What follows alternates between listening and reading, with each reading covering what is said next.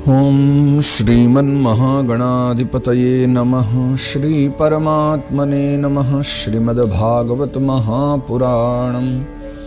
कस्तूरी तिलकं ललाटपटले वक्षस्थले कौस्तुभं नासाग्रे वरमौक्तिकं करतले वेणुकरे कङ्कणम्। सर्वांगे हरिचंदनं सुललितं कंठे च मुक्तावली गोपस्त्री परिवेष्टितो विजयते गोपाल चूड़ामणि। जय सिया राम, जय श्री कृष्ण। सभी हरि भक्तों को, भागवत प्रेमी जनों को बारंबार वंदन प्रणाम। आइए बड़े ही आनंद मंगल के साथ में हमारी भागवत यात्रा को पुनः आगे बढ़ाएं।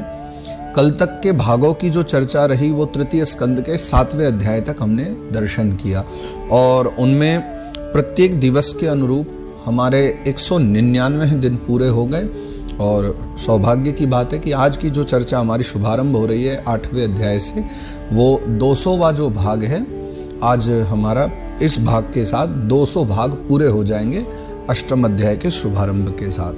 तो आइए श्री गोवर्धन नाथ के चरणों का स्मरण करते हुए अपनी उस मंगलमयी यात्रा को अनवरत जारी रखें। और यह जो 8वां अध्याय है तृतीय स्कंद का, इसमें शायद 32 या 33 श्लोक हैं। तो ये भी छोटा अध्याय है लेकिन विविध छंदों के श्लोक हैं, इसलिए तो इसमें कुछ बड़े बड़े श्लोक भी हैं। तो आओ ब्रह्मा जी की उत्पत्ति का वर्णन जिस अध्याय में है आज उसका दर्शन करें। श्री परमात्मने नमः।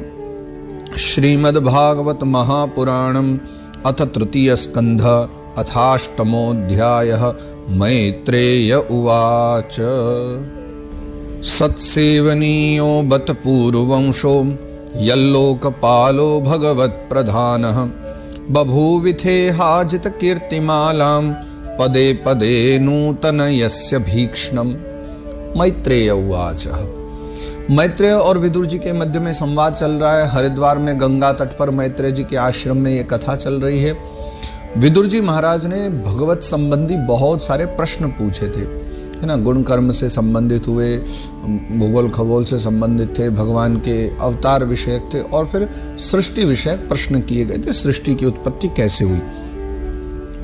तो अब मैत्रेय मुनि कह रहे हैं कि सबसे पहले तो बात यह कि यल्लोकपालो भगवत प्रधान, यानी जितने भी भगवान के प्रधान यानी भगवान के जो सेवक हैं या पार्षद कहिए, उनमें जो प्रधान लोकपाल हैं उन लोकपालों में आप प्रधान हो।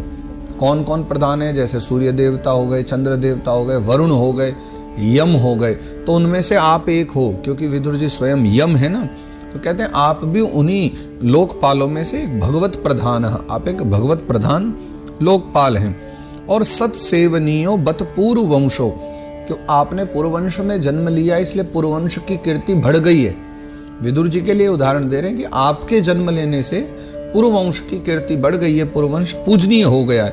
सत्सेवनीयो यानी जो साधु पुरुष हैं, संत पुरुष हैं, उनके लिए भी पूर्ववंश का सेवन उत्तम बन गया है। जहाँ विदुर जी जैसे व्यक्ति विराजते हों वहाँ तो समाज जाता है ना, साधु पुरुष भी चले जाते हैं। और इसलिए निरंतर जो है ना पद पद पर भगवान श्री हरि की जो कीर्तिमयी जो माला है, यानी भगवान की जो कीर्ति है, ऐसी कीर्तिमयी माला को नित्य नूतन आप बना रहे हैं। क्योंकि एक तो पूर्ववंश में जन्म लेके आपने विविध कर्म किए, है ना, बहुत धर्म कर्म किए, और अब आप जो है भगवत यात्रा करते हुए भागवत यात्रा कर रहे हो तो भगवान की कीर्ति माला को भी बढ़ा रहे हो, इसलिए भी जो है आपका वंश सेवनीय हो गया है। सोहम नृणाम क्षुल्ल सुखाय दुःखम महद्गतानां विरमाय तस्य प्रवर्तये भागवतं पुराणं यदाह साक्षात् भगवान ऋषिभ्यः। अब मैत्रेय ऋषि कह रहे हैं कि सोहम नृणाम क्षुल्ल सुखाय दुःखम, मैं अब क्या करने जा रहा हूं कि नृणाम मनुष्यों के लिए क्षुल्ल सुखाय दुःखम, थोड़े से विषय सुख की कामना लेकर के जो लोग महान दुख में पड़ जाया करते हैं, ऐसे महान दुख की निवृत्ति के लिए, यानी संसार के छोटे मोटे जो सुख हैं उनको पाने के चक्कर में व्यक्ति संसार के विशेष बड़े दुखों में पड़ जाता है। तो ऐसे बड़े दुखों से निवृत्ति के लिए अब जो है ना, मैं तुम्हें भागवत प्रवर्तये भागवतम पुराणम, अब मैं आपको जो है भागवत महापुराण की कथा सुनाता हूं। अब मैं श्रीमद् भागवत महापुराण आरंभ करता हूं। मैत्रेय मुनि कह रहे हैं, कौन सी भागवत? यद आह, जो कही थी, किसने? साक्षात भगवान ऋषिभ्य, जो साक्षात भगवान नारायण ने कही थी, शंकरषण भगवान ने कही थी। और किसको कही थी? कि ऋषिभ्य, ऋषियों को कही थी। अब वो ऋषि कौन से थे? वो थे सनकादिक मुनि।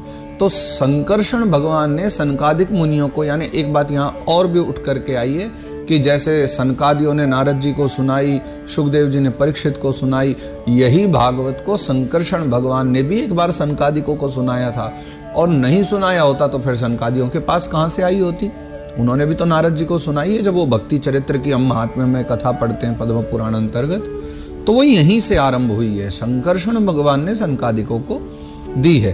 तो वही कथा जो है अब मैं आपको श्रवण कराता हूं, तो आप जो है बड़े प्रेम से श्रवण कीजिए।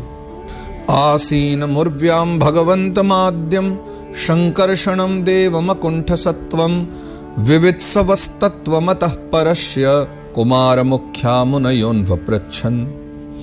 आसीन उर्व्याम भगवंत आद्यम, जो भगवान शंकरषण है ना, आद्य भगवान जिन्हें कहते हैं, वो आदिदेव है, इसलिए उनको आद्य शब्द का प्रयोग है। भगवंत माध्यम, वह आदिदेव जो भगवान शंकरषण है, आसीन मुर्व्याम, वह आसीन थे, बैठे हुए थे, लेकिन कहाँ? पाताल लोक में, क्योंकि जो शंकरषण भगवान का धाम है वो पाताल लोक है।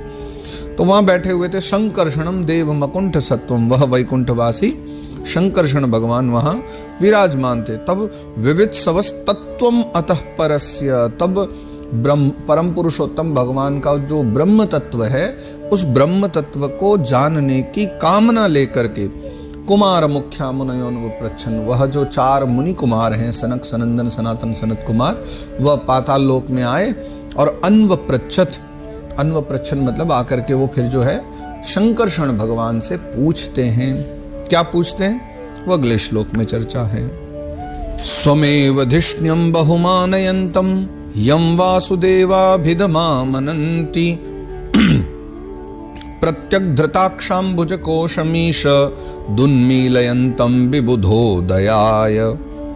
स्वमेव धिष्ण्यं बहुमानयन्तं, जिस समय इन्होंने प्रश्न किया ना सनकादिकों ने आकर के, उस समय वो चेतन अवस्था में नहीं थे पूरी तरह, उस समय वो समाधि में बैठे थे। क्या कर रहे थे उस समय? जो शेष जी, संकर्षण नाम किनका है? अनंत भगवान का। हम जिनको कहा करते हैं ना, अपने कथाएं सुनी भी होंगी कि यह सारी पृथ्वी भगवान शेष पर टिकी हुई है, उन्हीं शेष भगवान का नाम अनंत भी है और उन्हीं अनंत भगवान का नाम संकर्षण भी है। तो वो जो शेष भगवान है, अनंत भगवान, या जिन्हें हम संकर्षण कहते हैं, वह अनंत भगवान उस समय अपने आश्रय स्वरूप, यानी जिनके आश्रित वो रहते हैं, उन परमात्मा का ध्यान कर रहे थे। वो कौन है परमात्मा? यम वासुदेवाभिधमामनन्ति, जिन्हें हमारे शास्त्र पुराण वासुदेव कहते हैं, यानी भगवान नारायण का ही वो ध्यान कर रहे थे। प्रत्यग्धृताक्षाम्बुज कोशमीशम, अम्बुज यानी कमल के समान, कमल सरीके जिनके नेत्र हैं, वो बंद थे।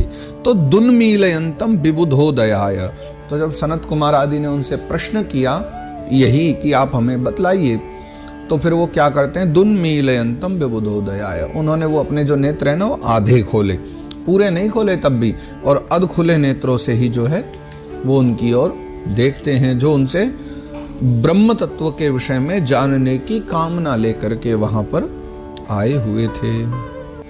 स्वरधुन्युद्रार्द्रैः स्वजटाकलापैरुपस्पृशन्तश्चरणोपधानम् पद्मं यदर्चन्त्य हि राजकन्या सप्रेम नाना बलिभिर्वरार्थाः। फिर सनत कुमार जो हैं वो आगे बढ़ते हैं। परंपरा होती है ना, जो गुरुजन हैं उनके चरण स्पर्श किए जाते हैं, पूजनीय जन चरण स्पर्श करते हैं। तो जहाँ वो अनंत भगवान विराजे हुए थे, सनत कुमार वहाँ आते हैं, और फिर वो अभी मंदाकिनी के जल में स्नान करके आए थे सनत कुमार चारों भाई। तो मंदाकिनी के जल में जो स्नान करने से उनकी जो जटाएं भीग गई थी, स्वरधुन्युदार्द्रैः स्वजटा कलाप है, जो उनके अर्द्र हो चुकी हैं, गीली हो चुकी हैं जटाएं, है ना, उस जटा समूह से उनके जो चरणों की चौकी की रूप है, यानी जिस पर वो विराजे हुए हैं अनंत भगवान, कमल पुष्प पर बैठे हैं ना अनंत भगवान, तो उसी को मान लो एक चौकी हो गई। वो उसी चौकी के रूप में जो है उन्होंने चौकी मान करके, जैसे हम गुरु की चौकी का स्पर्श करते हैं, वैसे ही कमल पर जिस पर शेष भगवान बैठे हैं उस कमल का उन्होंने स्पर्श किया, यानी प्रणाम किया। और जिसकी जो है वो नागराज कुमारियां होती है ना पाताल लोक की, तो वो जो है सभी अभिलषित वर की प्राप्ति के लिए कि हमें मन पसंद वर मिल जाए, जैसा हम वर चाहती वैसा मिल जाए, उसके लिए जो है प्रेम पूर्वक जो है ना अनेकों उपहारों से पूजा किया करती हैं उस कमल की। जिस चौकी का स्पर्श सनत कुमार कर रहे हैं ना प्रणाम करने के लिए, उसी चौकी की यानी उस कमल की पूजा वो सारी नागराज कुमारियां करती हैं ताकि उनको मन पसंद वर मिल जाए, इस कामना से। इतनी ज़्यादा श्रेष्ठ वो कमल आसन है जिस पर अनंत भगवान विराजे हुए हैं। मुहुर्गृणन्तो वचसानुरागस्खलत्पदेनास्य कृतानि तज्ञाः किरीटसाहस्रमणि प्रवेक प्रद्योतितोद्दाम फणा सहस्रम। मुहुर्गृणन्तो वचसानुराग, तो ये सनत कुमार जो है ना चारों भाई ये क्या करते हैं, ये सबसे बड़ी बात ये है कि लीला गान में बड़े ही दिव्य हैं चारों भाई। अगर भगवान के कभी लीला गाने की बात की जाए ना तो इनको आगे रखना चाहिए कि भैया ये श्रेष्ठ हैं, ये लीला गाने में बहुत अच्छे हैं। इसलिए तो आप देखो कि भगवत भक्ति में श्रेष्ठ माने जाते हैं नारद जी। नारद जी ने कथा किनसे सुनी? सनत कुमारों से। क्यों? क्योंकि नारद जी भी भगवत प्रेमी हैं, उन्हें कोई ऐसा ही वक्ता चाहिए कि जो लीला गान में श्रेष्ठ हो, इसलिए उन्होंने सनत कुमारों से सुनी। तो सनत कुमार आदि जो है ना वो लीला के मर्मज्ञ हैं, लीला जानने वाले, इसलिए उन्होंने बार बार जो है ना अपनी प्रेम भरी वाणी से, गदगद वाणी से भगवान उन्होंने अनंत भगवान की लीला का गायन किया, तो जिससे अनंत भगवान भी प्रसन्न हो जाए। तो उस समय अनंत भगवान के, शेष भगवान के उठे हुए जो सहस्रों फण है, क्योंकि 1000 फण है ना, अनंत भगवान तो सर्प के रूप में रहते हैं लेकिन सामान्य नहीं, हजारों फण वाले। तो उठे हुए उनके जो हजारों फण हैं और उनके जो किरीट हैं यानी मुकुट, प्रत्येक फण पर एक एक किरीट धरा है, मुकुट धरा है, और उसमें लगे हुए हजारों जो मणि हैं, तो सहस्र जो मणियों की छिटकती जो रश्मियां हैं ना वो जगमगा रही हैं। यानी एक एक फण जब भगवान का हिलता है, उस पर धरे हुए किरीट और उन पर लगी हुई मणि और उनसे फैलता हुआ प्रकाश, रश्मियां, ये सभी जो है आभा चारों ओर वहां छिटक रही थी।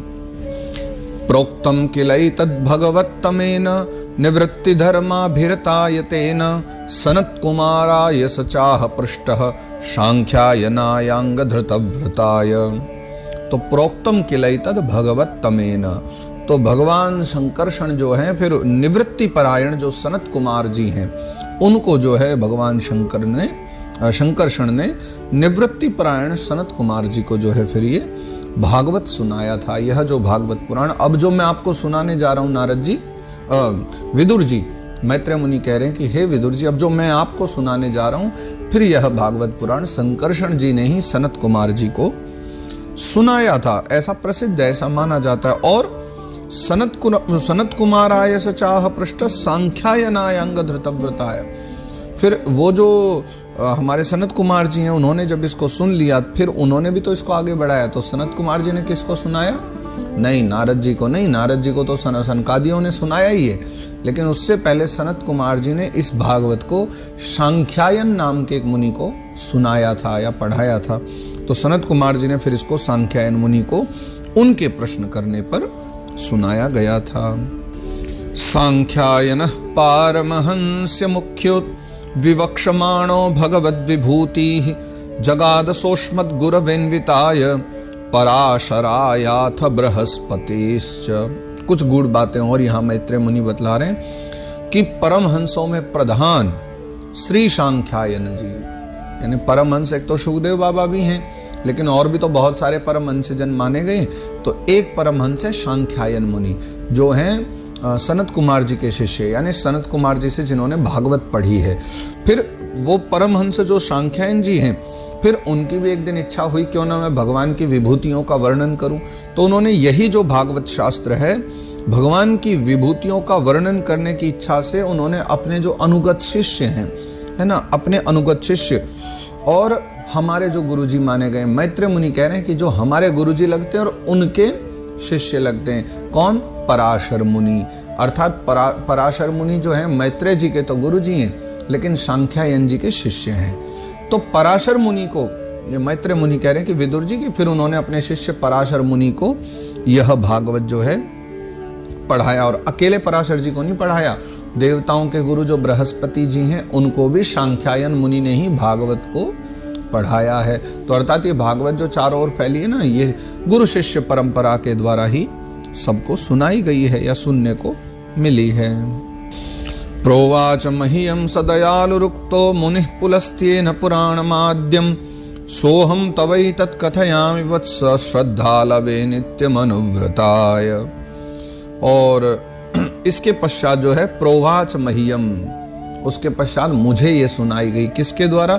सदयालु रुक्तो, परम दयाल जो पराशर मुनि हैं, जो मेरे गुरुजी हैं, उन्होंने तो सांख्यायन मुनि से सीख ली भागवत कथा, लेकिन फिर मेरे ऊपर बड़ी दया करके, और मात्र दया नहीं कि दया हो गई तो मुझे भागवत मिल गई। मैत्रेय मुनि कहते हैं कि मुझे दया तो मिली, लेकिन उसके साथ सिफारिश भी लगानी पड़ी।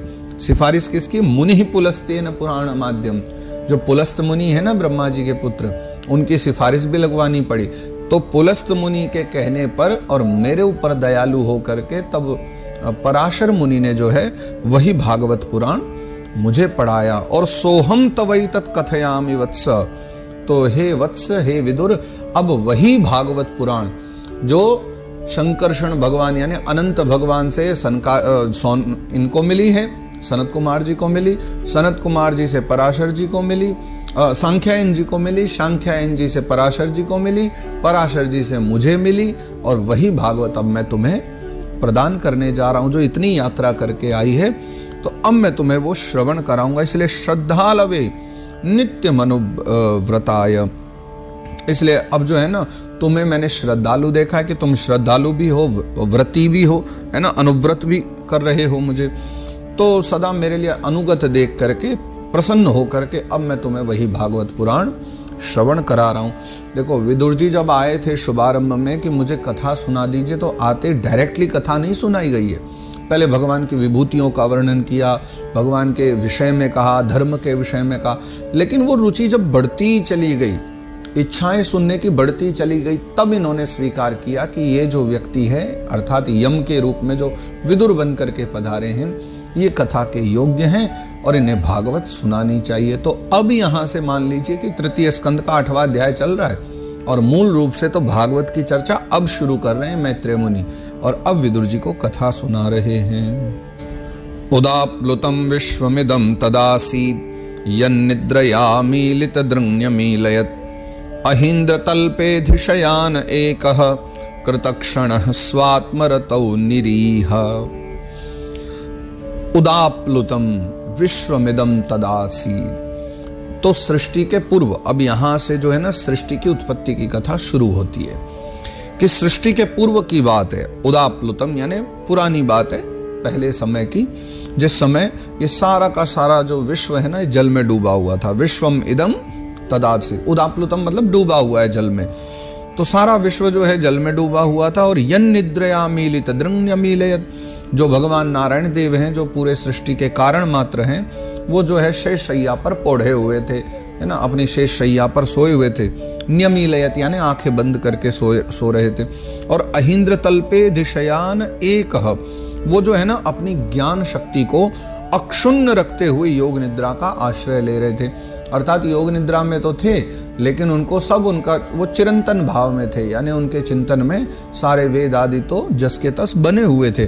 और कृतक्षण स्वात्मरतौ निरीह, तो सृष्टि कर्म जितने भी हैं उनसे अवकाश लेकर के भगवान जो है आत्मानंद में मग्न हो गए थे। तो जिसे हम सोना कहते हैं, वस्तुतः वो अवकाश है या आत्मानंद में रमण करना है। तो भगवान आत्मानंद में रमण करते हुए निवास कर रहे थे, शयन कर रहे थे, और उनमें किसी भी क्रिया का उन्मेष नहीं था। उन्मेष मतलब कि किसी भी वो क्रिया में नहीं लगे हुए थे, उस समय मात्र आत्मानंद में थे और एकांतिक वास करते हुए। और जितना भी विश्व ब्रह्मांड है, कोटि कोटि ब्रह्मांड है, वो उस समय सब भगवान के भीतर शयन कर रहे थे, सब समाये हुए थे। उस समय कहीं भी कुछ और चिरंतन नहीं था, एकमात्र परमात्मा ही उस समय, वो भी जागृत नहीं थे, वो भी एक प्रकार से स्वप्नावस्थासी में थे, समाधि अवस्था में, और ध्यान पूर्वक सोए हुए थे। सोन्तः शरीरेऽर्पित भूत सूक्ष्म कालात्मिकां शक्तिमुदीरयाणः उवास तस्मिन् सलिले पदे स्वे यथा नलो दारुणिरुद्ध वीर्यः। अंतिम पंक्ति पर ध्यान दीजिए, यथा नलो दारुणिरुद्ध वीर्य। अनल कहते हैं अग्नि को और दारु कहते हैं लकड़ी को। तो यथा नलो दारुणिरुद्ध वीर्य, भगवान सो तो रहे हैं लेकिन कैसे? बोले लकड़ी और आग की तरह। जैसे एक लकड़ी होती है ना, वो आग को अपने भीतर समेट करके रखे रहती है, लेकिन समय आने पर जैसे किसी ने थोड़ी चिंगारी दिखाई, फूंक मारी, तो अग्नि भभक जाती है, बाहर आ जाती है। वैसे ही सोन्तः शरीरेऽर्पित भूत सूक्ष्म, भगवान सारे सूक्ष्म भूतों को, सारे इंद्रियां आदि को, है ना, तो जैसे वो अग्नि अपनी पूरी दाहिका आदि शक्तियां हैं ना, उनको छिपा करके लकड़ी में व्याप्त रहती है, उसी प्रकार भगवान ने संपूर्ण प्राणियों के सूक्ष्म शरीरों को, यानी हम जिन्हें स्पष्ट भाषा में जीवात्मा कहते हैं, भगवान ने सारे जीवात्माओं को अपने जो है शरीर में लीन कर लिया, और अपने आधारभूत, यानी भगवान का आधारभूत क्या है? वही जल जिसमें भगवान नारायण शयन करते हैं। भगवान जो है उस जल में शयन कर रहे हैं। तो कहते हैं कि फिर क्या कुछ जाग भी रहा था, क्योंकि सब तो सोए पड़े, जब भगवान सो रहे हैं तो सब कुछ सो ही रहा होगा ना। बोले हाँ, सब कुछ शयन कर रहे हैं, सब कुछ भगवान के भीतर है, सिर्फ एक ही वस्तु है जो भगवान के बाहर है। वो क्या है कि सृष्टि काल जब आएगा तो फिर पुनः जागृत भी तो होना पड़ेगा ना, फिर दोबारा सृष्टि कैसे होगी? तो इसलिए पुनः सृष्टि काल आने पर पुनः उनको जगाने के लिए भगवान ने काल शक्ति को जागृत रखा। हाँ, अगर काल शक्ति भी सो गई तो फिर तो समझ ही ना आए कि भैया फिर आगे सृष्टि बनेगी कैसे दोबारा, क्योंकि काल शक्ति सो गई तो भगवान को जगाएगा कौन? इसलिए भगवान को भी कोई जगाने वाला चाहिए, इसलिए भगवान ने अपनी काल शक्ति को अपने ऊपर जागृत रखा है ना। जो आप अगर दुर्गा सप्तशती आदि पढ़ते हो, देवी भागवत पढ़ते हो, तब आप जानते होंगे कि जिस समय भगवान विष्णु सोए हुए थे और मधु दैत्य आदि प्रकट हो जाते हैं भगवान के ही मल से, विष्णु कर्ण मलोद्भूतौ हंतुम ब्रह्मांड मुद्यतौ, तो भगवान के कानों के मल से जब वो प्रकट हुए तो क्या प्रार्थना हुई है? निद्राम भगवतीम विष्णु रतुलाम तेजस प्रभो, मतलब निद्रा के रूप में निवास करने वाली हे माँ भगवती, आप विष्णु को जगाइए। उसी काल शक्ति की चर्चा यहाँ भागवत में की जा रही है कि वह जो काल शक्ति है कि आप समय आने पर भगवान विष्णु को जागृत करें। सिर्फ वही बाहर बैठी हुई हैं, उससे अतिरिक्त जो भी संसार सृष्टि में या पूरे ब्रह्मांडों में जहां जहां तक जो कुछ भी है वो सब भगवान में ही समाया हुआ है। चतुर्युगानां च सहस्रमप्सु स्वपन्श्वयोदीरितया स्वसत्या कालाख्यया साधित कर्म तंत्रो लोकान पीतान ददर्शे स्वदेह। कितने लंबे काल तक भगवान सोए पड़े रहे? चतुर्युगानाम च सहस्रमप्सु, 1000 चतुर्युगी तक। जैसे अभी हम कलयुग में जी रहे हैं ना, तो 4,32,000 वर्ष का हमारा कलयुग है, उसका डबल करें तो द्वापर, उसका ट्रिपल करें तो त्रेता युग, और उसका 4 गुना कर दें तो सतयुग। तो ये चारों युग जब बीत जाया करते हैं, ऐसे ऐसे चारों युग 1000 बार बीत गए, है ना। तो 1000 चतुर्युग बीतने तक भगवान जो है ना, स्वपन स्वयोदीरित स्वशक्त्या, यानी अपनी स्वरूप भूता, यानी जो शक्ति है वो भगवान का ही स्वरूप मान लीजिए। तो अपनी जो चित शक्ति है, यानी जैसा भगवान ने चाहा और वो कर दे शक्ति, उसको चित शक्ति कहते हैं, यानी चित्त की शक्ति। तो अपनी स्वरूप भूता, अपनी चित शक्ति के साथ भगवान 1000 चतुर्युग पर्यंत उस जल में शयन करते रहे। और तब क्या हुआ? कालाख्या साधित कर्म तंत्रो, फिर जो है ना उन्हीं के द्वारा नियुक्त जो काल शक्ति है जिसको भगवान ने बिठाया हुआ था कि समय आने पर जगाना, तो जो है 1000 चतुर्युग बीतने के बाद काल शक्ति ने भगवान को जीवों के कर्म में प्रवृत्त करने के लिए प्रेरित कर दिया कि अब बहुत समय हो गया महाराज, बहुत सो लिए, अब खड़े हो जाओ, और खड़े होकर के अब जो है फिर से सृष्टि क्रम का आरंभ करो। तो भगवान को प्रेरित किया। तो जैसे ही भगवान की आंखें खुलती हैं, या ये कहें कि भगवान प्रेरित होते हैं, तो वो क्या देखते हैं? लोकान पीतान ददृशे स्वदेहे, भगवान ने अपने ही शरीर में सोए हुए विविध लोक और लोकपाल और बहुत सारे जीव, यानी अरबों खरबों की संख्या में भगवान ने उन सबको अपने ही शरीर के भीतर सोए हुए देखा। और विविध प्रकार के जो लोक हैं, स्वर्गलोक, ब्रह्मलोक, जनलोक, तपलोक, महरलोक, सत्यम लोक, है ना, ये सारे के सारे जो लोक हैं ये भगवान ने अपने ही भीतर लीन देखे, सोए पड़े हुए देखे। तस्यार्थ सूक्ष्माभिनिविष्ट दृष्टेरंतर्गतोर्थो रजसा तनीयान गुणेन कालानुगतेन विद्ध सूष्यंस्तदा भिद्यतनाभिदेशात्।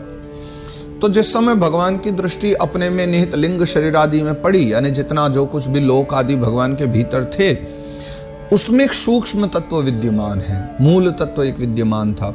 भगवान की दृष्टि उन जो है ना सारे के सारे वो जो लिंग शरीर आदि जो सूक्ष्म तत्व हैं उन पर भगवान की दृष्टि पड़ गई।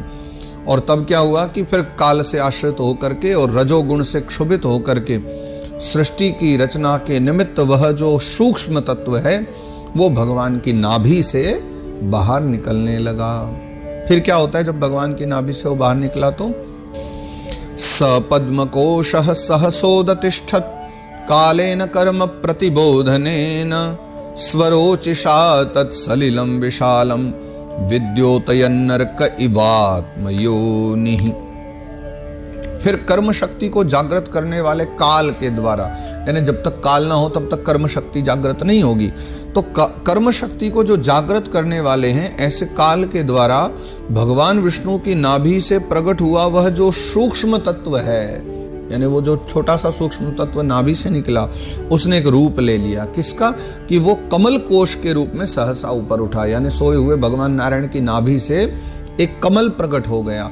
प्रकट तो हुआ था सूक्ष्म तत्व, लेकिन काल शक्ति ने उसको कमल के रूप में बदल दिया और वो कमल कोश बन के सहसा ऊपर उठा और उसने जो है सूर्य के समान अपने उस तेज से अपार जल राशि को दैदीप्यमान कर दिया। यानी भगवान नारायण जहां सोए पड़े थे उनके नाभि से वो कमल सूक्ष्म तत्व निकला, काल शक्ति ने उसको कमल बनाया और कमल बन करके सहसा जब वो ऊपर उठा और खिलने लगा तो उसकी जो दिव्य राशि है, प्रकाश राशि, उससे समुद्र का जो जल है स्वर्ण के समान दैदीप्यमान हो गया, चमकने लग गया। ऐसी उसकी कांति कमल कोश की बन गई। तल्लोक पद्मं स उएव विष्णुः प्राविविशत् सर्वगुणावभासम् तस्मिन् स्वयं वेदमयो विधाता स्वयं भुवम यम स्म वदन्ति सोभूत। फिर हुआ क्या कि तल्लोक पद्मं स उएव विष्णुः, फिर जो है संपूर्ण गुणों को जो प्रकाशित करने वाले हैं कौन? सर्वलोक में वह भगवान विष्णु, वे स्वयं ही क्या करने लगे? प्राविविशत् सर्वगुणा वभाषम, भगवान विष्णु ही अंतर्यामी रूप से उस कमल के भीतर प्रवेश कर गए। यानी भगवान विष्णु नारायण ही खुद उस कमल में प्रविष्ट हो जाते हैं। और तब क्या होता है? तस्मिन् स्वयं वेदमयो विधाता, तब उसके भीतर से एक बाबा जी प्रकट होते हैं। तब कौन प्रकट होते हैं? बिना पढ़ाए ही, है ना, जो सब वेदों का ज्ञान रखते हैं। तस्मिन् स्वयं वेदमयो विधाता, जिनको कोई पढ़ाने वाला नहीं। देखो सब ऋषियों को कहीं ना कहीं से तो शिक्षा मिली, पर अब जो प्रकट हो रहे हैं, जिनकी प्रकट होने की अब चर्चा है, तो कहते हैं विष्णु भगवान स्वयं ही अपनी इच्छा से अंतर्यामी रूप से कमल में प्रकट हुए और फिर वही एक रूप लेकर के प्रकट होते हैं और उनको हम क्या कहते हैं? विधाता, ब्रह्मा और स्वयंभू। स्वयंभुवम यम स्म वदन्ति सोभू, जिन्हें सभी स्वयंभू कहते हैं क्योंकि वो अपने आप प्रकट हुए। विधाता कहते हैं क्योंकि वही जो है इस संसार का निर्माण करते हैं, विधान करते हैं इस संसार का। तो संपूर्ण वेदों को जानने वाले साक्षात वेद मूर्ति श्री ब्रह्मा बाबा प्रकट हुए, जिन्हें हम सब स्वयंभू कहा करते हैं। तस्यां सचाम्भोरुह कर्णिकायाम अवस्थितो लोकम पश्यमानः परिक्रमन् व्योम निविवृत्त नेत्रश्चत्वारि लेभेनुदिशं मुखानि। तस्यां सचाम्भोरुह कर्णिकाया, फिर जब ब्रह्मा बाबा प्रकट हुए उस कर्णिका से, कमल की कर्णिका से प्रकट हुए, तो अवस्थितो लोकम अपश्यमानः, वो अवस्थित तो हैं वहां कर्णिका पर, कमल पर बैठे हैं, लेकिन लोकम अपश्यमानः, उन्हें कोई भी लोक दिखलाई नहीं पड़ा। और दिखलाई भी कहां से पड़े? कमल पर बैठे और कमल ही कमल दिख रहा है, चारों ओर कुछ भी नहीं दिखता था। वो पता है क्या करते हैं? देखो एक ये भी इससे कथा समझ में आती कि बाबा जी के चार मुख कैसे बने। अगले श्लोक में ही बता रहे हैं कि परिक्रमण व्योमनि विवृत्त नेत्र। भगवान विवृत्त नेत्र मतलब बड़े बड़े नेत्र करके, यानी जैसे हम सामान्य भाषा में कहें तो आंखें फाड़ फाड़ के देखना, तो ब्रह्मा जी आंख फाड़ फाड़ के देख रहे हैं, विवृत्त नेत्र बड़े बड़े नेत्र करके देख रहे हैं। और परिक्रमण व्योमनि, परिक्रमण यानी परिक्रमा नहीं लगा रहे हैं, परिक्रमण मतलब अपने मुख की परिक्रमा कर रहे हैं, यानी अपने मुख से कभी इधर देख रहे हैं कभी इधर देख रहे हैं कि कौन है, मैं कौन हूँ, कहाँ से आया हूँ और यहाँ कौन है। कोई का लोक का तो निर्माण हुआ नहीं था उस समय, सब भगवान में लीन थे, तो वहाँ जल के सिवा कुछ था नहीं, कमल के सिवाय उन्हें तो बस कमल और जल दो ही दिख रहे थे। तो परिक्रमण व्योमनि, वो अपने मस्तक को बार बार घुमा घुमा के दाएं बाएं देखने लगे। तो क्या हुआ, चत्वारि लेभे नुदिशम मुखानी, तब बाबा जी के चारों तरफ ही मुख प्रकट हो गए। तो ब्रह्मा जी 4 मुखों वाले हो गए, क्योंकि वो चारों तरफ देखना चाह रहे। तो चत्वारि लेभे अनुदिशम मुखानी, भगवान के जो हैं 4 मुख हो गए, और तब वो आंखें फाड़ फाड़ के चारों ओर देखने लग गए। फिर क्या होता है, फिर आगे सुखदेव बाबा कह रहे हैं परीक्षित को, और मैत्रेय मुनि कह रहे हैं विदुर जी को, तस्माद्युगान्त श्वसनाव घूर्णर जलोर्मिचक्रात् सलिलाद् विरूढ़म उपाश्रतः कंजमुलोक तत्वम नात्मानमद्धा विददादिदेवः। तो तस्माद् युगान्त श्वसना व घूर्ण और जलोर्मिचक्रात् सलिलाद् विरूढ़म। मैत्रेय मुनि कहते हैं कि उस समय जो है ना, प्रलय कालीन पवन के थपेड़ों से उछलती हुई जल की जो तरंग मालाएं हैं, उसके कारण जल राशि से ऊपर उठे हुए कमल पर विराजमान भगवान ब्रह्मा जी को अपने लोक तत्व का, कमल का कुछ भी रहस्य न जान पड़ा, कुछ भी समझ नहीं आया। तात्पर्य क्या था कि उस समय जो जल राशि है वो सामान्य समुद्र नहीं है, वो प्रलयकालीन समुद्र है। और उस समय जो हवाएं चल रही हैं उस समय की जो हवाएं हैं वो सामान्य हवाएं नहीं है। पवन देवता तो सोए पड़े हैं भगवान के भीतर ही, ये जो हवाएं चल रही हैं वो प्रलयकालीन थपेड़े हैं पवन के, जो बहुत ही तीव्र गति से चल रहे हैं। और क्योंकि वो जो कमल प्रकट हुआ है वो इस हवा से और इस जल से बहुत ज्यादा ऊंचाई पर है, इसलिए ब्रह्मा बाबा को न तो नीचे का कुछ दिखलाई पड़ रहा है न कुछ समझ आ रहा है। बाबा जी तो कमल पर बैठे हैं और न उन्हें कमल के बारे में कुछ समझ आ रहा है और न ही इस प्रलय संबंधित पूरी सृष्टि के विषय में कोई ज्ञान समझ आ पा रहा है। वेदों को जानने वाले हैं ब्रह्मा जी, लेकिन इस समय वो भी प्रकट हुए हैं ना, तो कुछ क्षणों के लिए तो वो भी विचलित हैं कि मैं कौन हूँ, क्या करूँ, मैं कहाँ से आया हूँ, बहुत सारे प्रश्न उनके भीतर भी हैं। इसलिए फिर लोक तत्व रूप वह जो कमल है, उस कमल का भी बाबा जी कुछ भी रहस्य नहीं जान पाए हैं, है ना। तब वो सोचने लगते हैं। अगले श्लोक में बता रहे हैं बाबा जी क्या सोच रहे हैं। क एष योऽसावहमब्ज पृष्ठ एतत् कुतो वाब्जमनन्यदप्सु अस्ति ह्यधस्तादिह किंचनैत दधिष्ठितं यत्र सतानुभाव्यम। ब्रह्मा जी फिर विचार कर रहे हैं, क्या करते हैं कि क एष सोऽसावहमब्ज पृष्ठ, कौन हूं मैं, कहां से आया हूं। वो सोच रहे हैं कि कमल की कर्णिका पर बैठा हुआ मैं कौन हूं, क्योंकि अगर मैं हूं तो मेरा कोई आधार भी तो होगा, मुझे कोई बनाने वाला भी तो होगा, लेकिन दूर दूर तक इस कमल के सिवाय कोई दिखता नहीं, और कमल ने मुझे पैदा कैसे किया। तो इस कमल की कर्णिका पर बैठा हुआ मैं कौन हूं। और देखो, अगर मैं कमल पर बैठा हूं, मान लो मुझे कमल ने भी पैदा किया होगा, तो कमल को भी तो किसी ने पैदा किया होगा। तो यह जो कमल भी है, ये बिना किसी आधार के जल में कहां से पैदा हो गया, क्योंकि कमल तो कीचड़ में खेलते हैं अकेले पानी में, और पानी भी सामान्य नहीं, प्रलयकालीन इतना भयंकर सागर, इतने विशाल सागर के बीच में बिना किसी आधार के ये कमल कहां से प्रकट हो गया। तो इसके नीचे अवश्य ही कोई ऐसी वस्तु होनी चाहिए। अस्ति ह्यधस्तादिह किंचनैत दधिष्ठितं यत्र सतानुभाव्यम, अर्थात मैं जिस कमल की कर्णिका पर बैठा हूं, ये कमल भी तो कोई आधार पर ही जमा होगा, तो इसका जो आधार है वो नीचे ही कहीं होना चाहिए, समुद्र के भीतर ही कोई ऐसी वस्तु होनी चाहिए जिस वस्तु के ऊपर यह कमल पुष्प लगा हुआ है। और ये सोच करके फिर बाबा जी ने क्या किया, अगले श्लोक में बतला रहे हैं वो, स इत्थमुद्वीक्ष्य तदब्जनाल नाड़ीभिरंतर जलमा विवेश नार्वागतस्तत्खरनाल नाल नाभिम विचिन्वंस्तदविंद ताजः। स इत्थमुद्वीक्ष्य तदब्जनाल, वो जो कमल की नाल होती है ना, ऐसा सोच करके बाबा जी कि कुछ तो नीचे होगा ही, इस कमल का कोई तो आधार होगा। ये सोच करके वो जो उस कमल की जो नाल है, उस नाल के जो सूक्ष्म छिद्र हैं, यानी जो छोटे छोटे छेद बने हुए हैं कमल नाल में, उस सूक्ष्म छिद्रों में हो करके जो है वो नीचे की तरफ उतर गए, यानी जल में, अथाह जल में उतर गए। किंतु क्या हुआ कि नार्वक गतस्तत्खर नाल नाल, उस नाल में खोजते खोजते जो है ना वो नीचे नीचे उतरते ही उतरते चले गए, खोजते खोजते नाभि देश के समीप पहुंच गए। यानी वो कमल नाल भगवान नारायण की नाभि से प्रकट हुआ था ना, वो उस नाभि देश तक तो पहुंच गए। ऐसा नहीं कि वो पहुंचे नहीं, पहुंच तो गए नाभि देश तक, लेकिन वो पहुंचने के बाद भी उस तत्व को न समझ सके और न पा सके कि वस्तुतः ये कमल नाल कहाँ से प्रकट हुई है। वो नाभि देश में होने के बाद भी उन्हें यही प्रतीत हो रहा था कि मैं नाल में ही घूम रहा हूँ। कमल नाल में ही घूमते घूमते वो वहीं थक गए और अंततः उन्होंने क्या किया, फिर मैत्रेय मुनि अगले श्लोक में बता रहे हैं।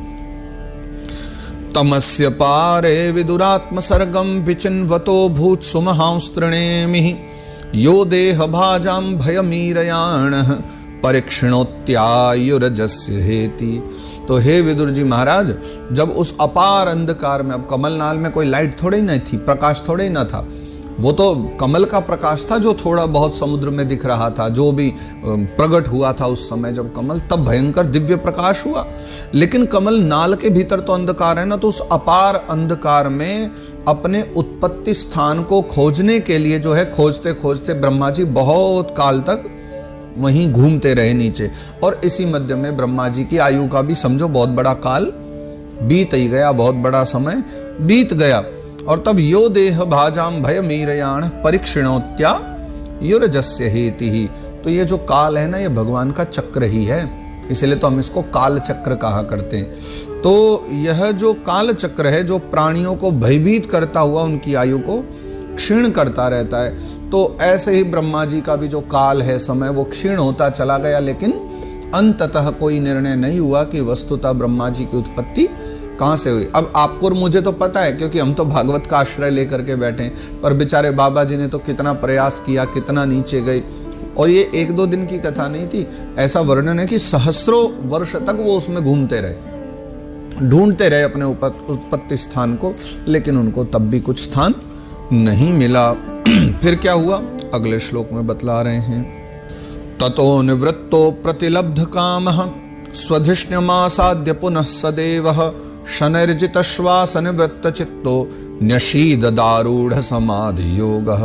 ततो निवृत्तो प्रतिलब्ध कामः, फिर वो अपने उससे निवृत्त हो गए, उस कर्म से जो खोज कर रहे थे ना अपनी मूल की, कि मैं कहाँ से आया हूँ। तब उनको नहीं मिला तो विफल मनोरथ हो गए, तो वहाँ से लौट आए और लौट करके फिर वापस आ करके अपने आधारभूत कमल पर बाबा जी बैठ गए। तो उन्होंने सोचा भैया ऐसे कोई लाभ नहीं होगा, भटकने से कुछ विचार करना पड़ेगा। फिर उन्होंने क्या किया कि सनेर्जित श्वास निवृत्त चित्तो, धीरे धीरे वो जो अपनी प्राण वायु को जीतने लगे, है ना, प्राण वायु पर उन्होंने अपना वश कर लिया और चित्त को उन्होंने एकदम निसंकल्प कर लिया। देखो जीवन में कितनी भी समस्याएं, कितने भी विचारों की गहनता आ जाए, विचारों में व्यक्ति डूब जाए, सबसे अच्छा अवसर पता है क्या होता है, मन में उठे हुए सारे संकल्प विकल्पों को खत्म कर दो। जब तक मन में संकल्प और विकल्प रहेंगे व्यक्ति बंधा रहेगा। बाबा जी ने अपने आप को निसंकल्प कर दिया, यानी मन में कुछ बचा ही नहीं है, और निसंकल्प हो गए, संकल्प विकल्प से दूर होकर के फिर उन्होंने क्या किया, समाधि योग। बाबा जी आकर के समाधि में बैठ गए, कमल के ऊपर ही ब्रह्मा जी समाधि करने लग गए, समाधि में स्थित हो गए बाबा एकदम। कालेन सोजः पुरुषायुषाभिप्रवृत्त योगेन विरूढ़ बोधः स्वयं तदंतर हृदयेव भातमपश्यता पश्यत यन्न पूर्वम। तो इस प्रकार जो है एक पुरुष की जो पूर्ण आयु होती है ना, उसके बराबर समय तक ब्रह्मा जी समाधि में लगे रहे। एक पुरुष की कितनी आयु होती है, 100 वर्ष, लेकिन वो 100 वर्ष हमारे वाले नहीं, यहाँ चर्चा है दिव्य 100 वर्षों की, यानी हमारा 1 वर्ष बीतता है तब देवताओं का 1 दिन बीतता है। तो उस हिसाब से फिर वो मल्टीप्लाई करके आप 365 के हिसाब से पूरा वर्ष, और उस हिसाब से ब्रह्मा जी ने 100 वर्ष तक जो है तप किया। और जब ब्रह्मा जी ने 100 वर्ष तक तप किया, एक पूर्ण पुरुष की आयु के बराबर, तब अच्छी तरह योगाभ्यास करने के कारण, योगा मतलब व्यायाम वाला योगा नहीं, योग जिसके बारे में चर्चा आई थी, समत्वम योग उच्यते, संकल्प विकल्प से दूर होकर के ब्रह्मा जी ने जब योगाभ्यास में वो लग गए, तब ब्रह्मा जी को ब्रह्म ज्ञान प्राप्त हुआ। और कौन सा ज्ञान? कि पहले कई समय तक अपने अधिष्ठान को, अधिष्ठान मतलब आधार, अपने अधिष्ठान को खोजने के लिए बाबा जी ने कितने दिनों तक चक्कर लगाया था ना, तब भी पता नहीं चला था मेरा अधिष्ठान क्या है।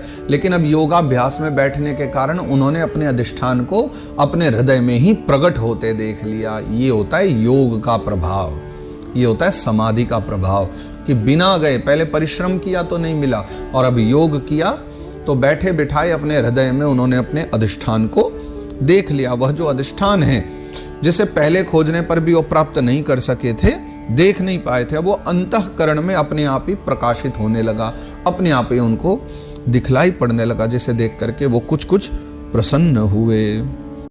मृणाल गौरायत शेष भोग पर्यंक एकम पुरुषम शयानम फणात पत्रायुत मूर्धरत्न द्युभिर्हतध्वांत युगांत। तो ये फिर उन्होंने देखा, तो देखते क्या हैं बाबा जी? तो हमारे ब्रह्मा बाबा देखते हैं, है ना, कि उन्होंने देखा कि जो प्रलयकालीन जल है, उस प्रलयकालीन जल में शेष भगवान जो हैं वो कमलनाल के सदृश गौर और एकदम विशाल विग्रह की शैया पर पुरुषोत्तम भगवान अकेले ही लेटे हुए, यानी दो ही व्यक्ति दिखलाई पड़ रहे हैं वहां, एक तो भगवान नारायण है, एक अनंत भगवान है। तो अनंत भगवान की तो पूरी शैया बनी हुई है, और उस अनंत भगवान की शैया पर पुरुषोत्तम भगवान जो है अकेले लेटे हुए हैं। भगवान के ऊपर जो छत्र बना हुआ है वही शेष जी के मस्तक है। तो शेष भगवान जी के जो 10,000 फण हैं वो छत्र के समान फैले हुए हैं। फणात पत्रा युत मूर्धन रत्ना, यानी 10,000 फन हैं भगवान के, अनंत भगवान के, वो 10,000 फन भगवान के ऊपर छत्र का काम कर रहे हैं। और मूर्ध रत्न द्युभिर हताद्वांत युगांत। तो ये मैत्रेय मुनि कह रहे हैं कि उनके जो 10,000 फण हैं उनके मस्तकों पर किरीट शोभायमान हैं, उनमें प्रत्येक किरीटों में मणियां जो हैं जड़ी हुई हैं, और उनकी कांति से चारों ओर का जो अंधकार है ना वो अब दूर हो गया है। यानी पहले इसी वस्तु का, इसी विषय वस्तु का दर्शन बाबा करना चाहते तो ब्रह्मा जी को नहीं दिखा, लेकिन योग करने के बाद उन्होंने दर्शन किया कि 10,000 फण वाले अनंत भगवान विराजे हैं, जिनके प्रत्येक फन पर किरीट है, मुकुट है, और प्रत्येक किरीट के ऊपर मणियां जड़ित हैं, जिससे वहां अंधकार समाप्त हो गया है। और उसी प्रकाश में छत्र के रूप में भगवान के, अनंत भगवान के फणों के नीचे भगवान पुरुषोत्तम विश्राम कर रहे हैं, लेटे हुए हैं, अकेले ही विश्राम कर रहे हैं। प्रेक्षाम क्षिपंतम हरितोपलाद्रेः संध्याभ्रनी वेरुरुक्म मूर्धन रत्नोदधारौषधि सौमनस्य वनस्रजो वेणुभुजांग्रिपांग्रे। भगवान कैसे लग रहे हैं वहां लेटे हुए, उसके बारे में चर्चा कर रहे हैं। प्रेक्षाम क्षिपंतम हरितोपलाद्रे, यानी भगवान के, अब भगवान का जो शरीर है ना वो श्याम वर्ण है, तो भगवान अपने श्याम शरीर की आभा से एकदम मरकतमणि जो होती है ना, मरकतमणि के जो पर्वत की शोभा को भी लज्जित कर रहे हैं। उनकी कमर का जो पीठ पट है, यानी पीला कपड़ा है, वह पीठ पट पर्वत के प्रांत देश में जो छाए हुए सायंकाल के पीले पीले और जो चमकीले मेघ हैं, बादल हैं, उनकी आभा को मलिन कर रहा है। यानी वो पीले पीले चमकीले बादल भी जो सुंदर लगा करते हैं ना, वो भगवान के मात्र कपड़े के सामने फीके पड़ जा रहे हैं। भगवान का वस्त्र ही इतना सुंदर लग रहा है। सिर पर सुशोभित भगवान का वो सुवर्ण में जो मुकुट है, वो सुवर्ण में शिखरों का मान मर्दन कर रहा है। यानी कपड़े में, पटके में इतनी सामर्थ्य है कि वो जो बड़े बड़े मेघ सुंदर लगते हैं वो बेकार लग रहे हैं। मुकुट में इतनी पावर है, मुकुट इतना सुंदर लग रहा है कि बड़े बड़े जो सुवर्ण में जो पर्वत हैं, पर्वतों को लज्जा दे रहा है। वो मुकुट इतना सुंदर भगवान का लग रहा है। उनकी वनमाला पर्वत के रत्न, जल प्रपात, औषधि और पुष्पों की शोभा को परास्त कर रही है।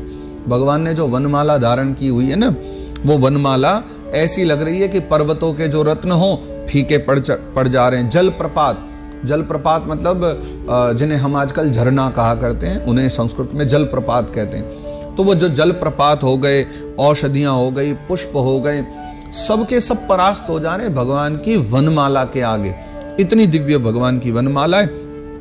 और उनके भुजदंड, वेणुदंड का और चरण वृक्षों का तिरस्कार करते हैं। यानी जो भगवान के भुजदंड हैं वो तो वेणुदंडों का तिरस्कार कर रहे हैं, और भगवान के जो चरण हैं ना वो इतने सुंदर हैं कि जो बड़े बड़े सुंदर वृक्ष भी हैं उनकी भी शोभा समाप्त हो जा रही है। भगवान के चरण ही इतने सुंदर हैं। ऐसा दर्शन ब्रह्मा जी ने किया। आयामतो विस्तरत स्वमान देहेन लोकत्रय संग्रहेण विचित्र दिव्याभरणांशुकानां कृतश्रियापाश्रित वेश देहम। तो उनका वह जो श्री विग्रह है, भगवान का श्री विग्रह अपने परिमाण से लंबाई चौड़ाई में त्रिलोकी का संग्रह किए हुए। समझ आई बात? त्रैलोक्य मतलब इसको ऐसे समझिए कि त्रैलोक्य का जितना बड़ा परिमाण है, यानी हमारी पृथ्वी की टोटल लंबाई चौड़ाई जितनी है, स्वर्ग की लंबाई चौड़ाई जितनी है, पाताल की नीचे लंबाई चौड़ाई जितनी है, इन तीनों लोकों को माप लीजिए कि तीनों की लंबाई चौड़ाई कितनी है। इतने बड़े रूप में भगवान का प्रागट्य था। ब्रह्मा जी को जो दर्शन हुआ वो इतने बड़े रूप का था। तो लंबाई चौड़ाई में पूरे त्रिलोकी का संग्रह किया। तीनों लोग भगवान उस समय उनके भीतर ही समाये हुए।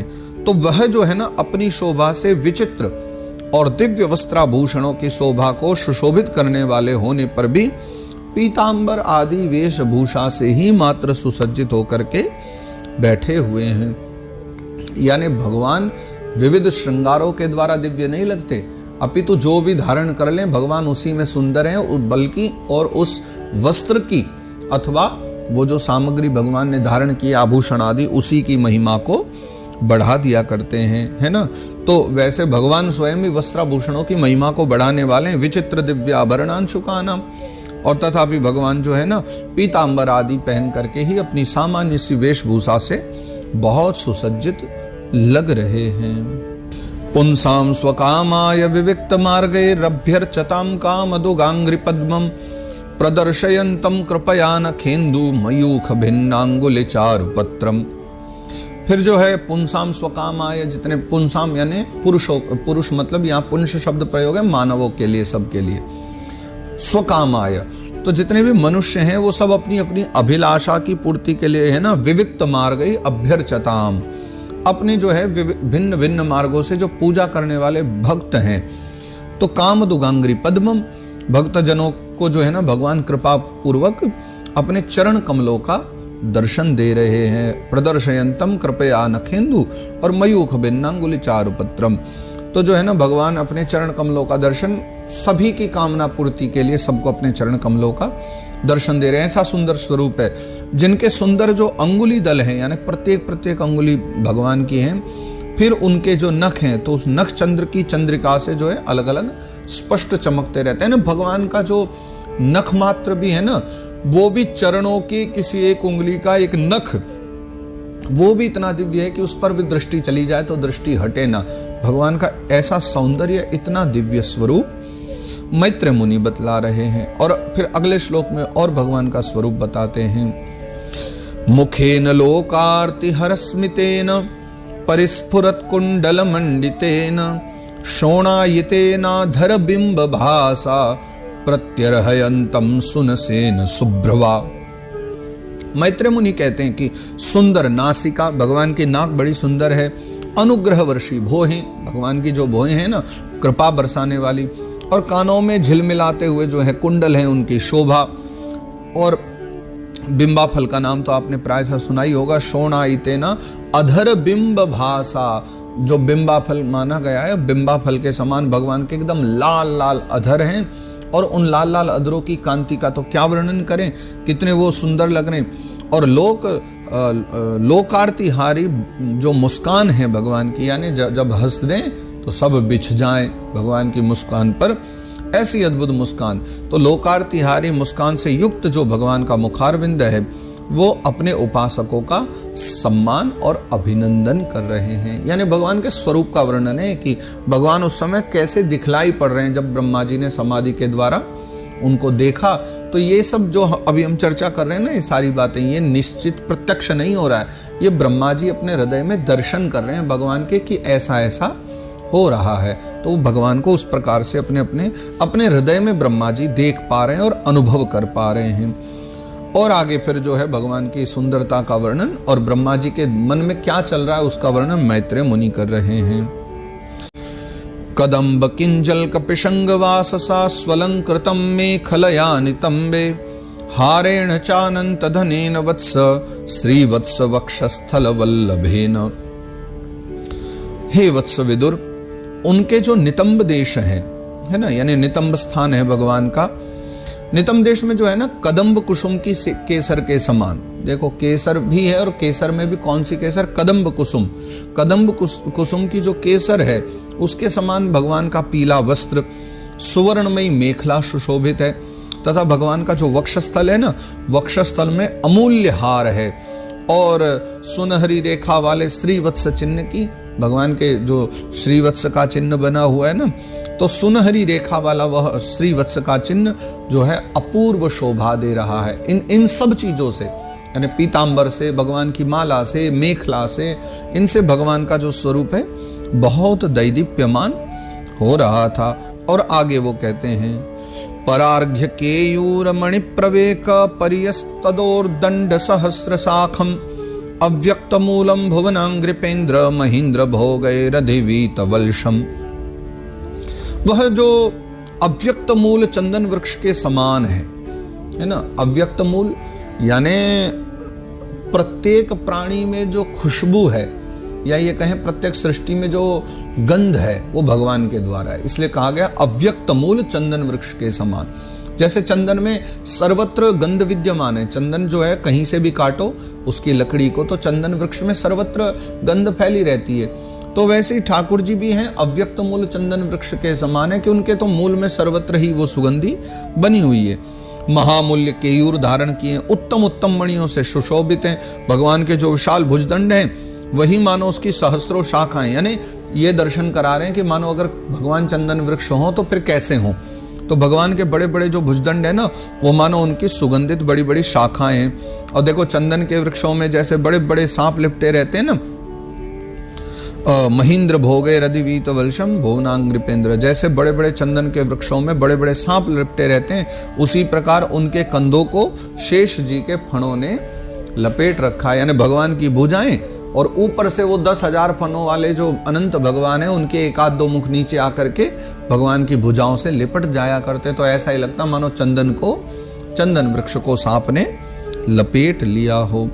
और मैत्रेय मुनि आगे कह रहे हैं चराचरौ को भगवन महींद्र बंधुम सलिलोपगूढ़म किरीट साहस्र हिरण्य श्रृंग माविर्भवत कौस्तुभ रत्न गर्भम। फिर वह जो शेष भगवान है वे नागराज अनंत हैं और उन अनंत भगवान के शंकरषण भगवान के जो बंधु हैं, प्रेमी हैं या मित्र हैं, कुछ भी कहिए, वो भगवान नारायण है। वो ऐसे जान पड़ते हैं कैसे, मानो कोई जल से घिरे हुए पर्वतराज हो। जैसे जल के भीतर में कोई विशाल एक पर्वत हो तो पूरी जल राशि ने उसको घेर करके रखा हो, तो भगवान ऐसे ही जान पड़ते हैं जैसे मानो पूरी जल राशि से घिरा हुआ कोई विशाल पर्वत हो। और जैसे पर्वत पर जैसे अनेकों जीव रहते हो, उसी प्रकार संपूर्ण चराचर के भगवान आश्रय हैं। शेष जी के जो फणों पर हजारों मुकुट है ना, वे ही मानो पर्वत के सुवर्ण मंडित शिखर हैं। जो अनंत भगवान के ऊपर जितने मुकुट लगे हुए हैं मस्तक पर 10,000 माथों पर, वो सब ऐसे लगते हैं मानो पर्वत के ऊपर ही मुकुट लगा दिए गए हों। और भगवान के वक्षस्थल में विराजमान जो कौस्तुभ मणि है उसके गर्भ से प्रकट हुआ रत्न है। जैसे जो पर्वत है, मान लो समुद्र के बीच पर्वत है, तो उसकी पूरी व्याख्या करके बता रहे हैं कैसे कैसे भगवान लग रहे हैं, किस किस के समान भगवान लग रहे हैं। तो मान लो जो भगवान के वक्षस्थल पर लगी हुई कौस्तुभ मणि है वो ऐसी लग रही है मानो पर्वत से ही उत्पन्न कोई हीरा आदि कोई मणि हो। तो ऐसा ब्रह्मा जी दर्शन कर रहे हैं। ये जो सब अब तक चर्चा करी है मैत्रेय मुनि ने, ये सब सामने नहीं हो रहा है, ये सब ब्रह्मा जी योगाभ्यास के द्वारा देख पा रहे हैं। अब तक नारायण दिखे नहीं है ब्रह्मा बाबा को, तो आगे मिलेंगे। अभी ब्रह्मा बाबा योगाभ्यास के द्वारा भगवान का चिंतन कर रहे हैं। तो ये सब जो भाव अभी तक हमने गाए हैं, पीछे से लेकर अभी तक जो चर्चा चल रही है कुछ श्लोकों में, ये सारी चर्चा ब्रह्मा जी जो है ना देख पा रहे हैं, योगाभ्यास के द्वारा भगवान का दर्शन कर पा रहे हैं। और मैत्रेय मुनि फिर कहते हैं निवीत मामनाय मधुव्रत श्रिया स्वकीर्तिमय्या वनमालया हरिम सूर्येन्दुवायुवग्न्यगमं त्रिधामभिः परिक्रमत् प्राधनिकैर्दुरासदम्। भगवान के गले में वेद रूपी भौरों से गुंजायमान अपनी कीर्तिमयी वनमाला विराज रही। कितना अद्भुत उदाहरण है, समझने का प्रयास करना। भगवान के गले में माला जो है, भगवान के गले में वेद रूप भौरों से गुंजायमान, यानी देखो जब किसी फूल की सुगंधी बड़ी अच्छी आती तो भौरे आ जाते हैं ना पास में, और विविध प्रकार की आवाजें करने लगते हैं, गुंजायमान हो जाते हैं। तो यहाँ भौरे कौन है कि वेद रूप भौरों से गुंजायमान। यहाँ वेद के जो मंत्र हैं वो मानो भौरे बन करके और भगवान के लिए क्या कर रहे हैं कि कीर्तिमयी वनमाला विराज रही। जैसे भौरे आ जाते हैं माला के ऊपर, तो ऐसे ही वेद मंत्रों के द्वारा मानो भगवान की कीर्ति आ गई, भगवान की कीर्ति गाई जा रही। सूर्य है ना, सूर्येन्दुवायुवग्न्यगमं त्रिधामभिः, यानी सूर्य, चंद्र, वायु, अग्नि, ये जो देवता है ना, ये देवताओं की भी जो है ना आप तक पहुंच नहीं है। ये जितने भी देवता हैं ये कभी भी भगवान तक भी नहीं पहुंच पाते हैं। और त्रिभुवन में बेरोक टोक विचरण करने वाले सुदर्शन चक्रादि आयुध भी जो है ना प्रभु के आसपास ही घूमते रहते हैं, उनके लिए भी आप अत्यंत दुर्लभ है। मानो ब्रह्मा जी योगाभ्यास से दर्शन करके ये सब चर्चा कर रहे हैं, विचार कर रहे हैं कि भगवान को पाना इतना भी सहज नहीं है, तो मैं भी बस उनका ये दर्शन कर पाऊं, उनके मन में ऐसी कामना है। और तब जो है मैत्रेय मुनि आगे 32वें श्लोक में कहते हैं, तर्ह्येव तन्नाभिसरः सरोज मात्मानमंभस्वसनं वियच्च ददर्श देवो जगतो विधाता नातः परम लोक विसर्ग दृष्टि। और तब जो है तर्ह्येव तन्नाभिसरः सरोज, तब विश्व की रचना वाले जो ब्रह्मा जी हैं, यानी विश्व की रचना की इच्छा करने वाले, जो चाहते हैं कि विश्व बढ़े, ऐसे लोक विधाता जो ब्रह्मा जी हैं, है ना, ब्रह्मा जी ने फिर क्या किया कि भगवान के नाभि सरोवर से प्रकट हुआ वह जो कमल है, कमल, जल, आकाश, वायु और अपना शरीर, ये 5 पदार्थ देख लिए। देखो पहले ब्रह्मा जी प्रकट हुए, फिर उनको क्या दिखा, कमल दिखा, कमल के बाद क्या दिखा, जल दिखा, फिर वो क्या करने लगे, भीतर गए कमलनाल में, नहीं मिला कुछ भी तो वापस आ गए, फिर उन्होंने योगाभ्यास किया, और अब योगाभ्यास के द्वारा उन्होंने भीतर अपने भगवान का दर्शन किया, भगवान की पूरी लीला देखी। तो ये सब जब योगाभ्यास से देख लिया और फिर उनकी आंखें खुली, तब कुछ चीजें और बढ़ गई। तब उन्होंने क्या देखा, फिर ददर्श देवो जगतो विधाता नातः परम लोक विसर्ग दृष्टि। तब जो है उन्होंने 5 वस्तु दिखलाई पड़ी, कमल, जल, आकाश, वायु और अपना खुद का शरीर। यह 5 चीजें ब्रह्मा जी ने देखी, इनके सिवा उनको फिर और कुछ भी जो है दिखलाई नहीं पड़ा। और तब मैत्रेय मुनि कहते हैं, अंतिम श्लोक है ये 8वें अध्याय का, और इस अध्याय में फिर मैत्रेय मुनि विदुर जी को कहते हैं, सकर्म बीजम रजसो परक्तः प्रजासि सृक्षन्निय देव दृष्ट्वा अस्तौद विसर्गाद विमुखस्तमिड्यमव्यक्त वर्तमन्यभिवेशितात्मा। कि रजोगुण से व्याप्त जो ब्रह्मा जी हैं, देखो सतोगुण से तो सदा नारायण ही रहते हैं और रुद्रावतार होता है तमोगुण से, तो ब्रह्मा जी कौन है, रजोगुण वाले। तो रजोगुण से व्याप्त जो ब्रह्मा जी हैं वो प्रजा की रचना करना चाहते थे, प्रजा की रचना करने की उनकी बड़ी इच्छा थी। तो जब उन्होंने सृष्टि के कारण रूप केवल ये 5 ही पदार्थ देखे, और देख कमाल की बात यह है कि ब्रह्मा जी ने जो 5 चीजें देखी है ना, सृष्टि के मूल कारण यही 5 वस्तुएं हैं, इनसे ही सृष्टि हो जाती है। तो उन्होंने सृष्टि के जब कारण रूप केवल ये 5 पदार्थ देखे, तब जो है ना लोक रचना के लिए वो उत्सुक हो गए, और उत्सुक होने के कारण वे अचिंत्य गति भगवान श्री हरि में चित्त लगा करके उन परम पूजनीय प्रभु की स्तुति करने लगे।